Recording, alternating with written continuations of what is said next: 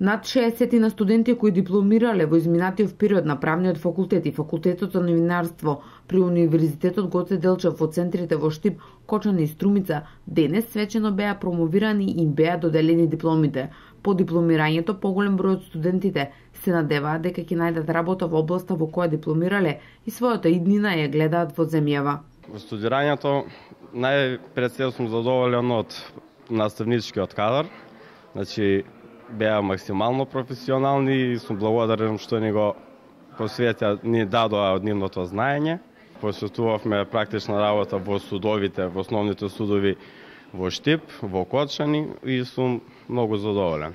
Пред се да го положам правосуден испит, па да запишам докторски студии, да поверам работа во струка, самостално сакам да работам. Мојата иднина ја гледам тука, како самостоен адвокат.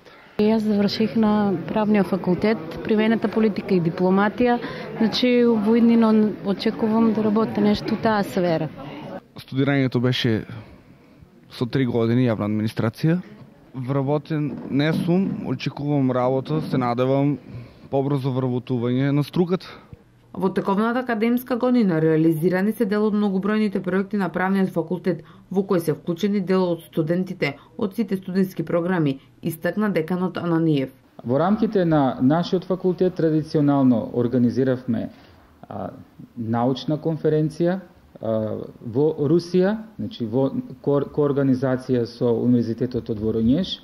Понатаму организиравме научна конференција овде во Штип во коорганизација со Универзитетот од Лиеж од Белгија и Универзитетот од Воронеж од Руската Федерација.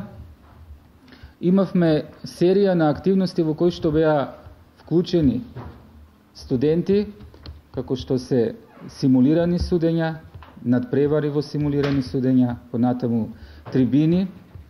Нашите студенти беа вклучени во серија на истражувања.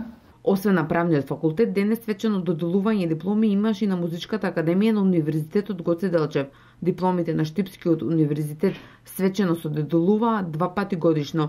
Една се доделуваат за време на патрониот празник на 27 март и еднаш пред крај на годината во декември.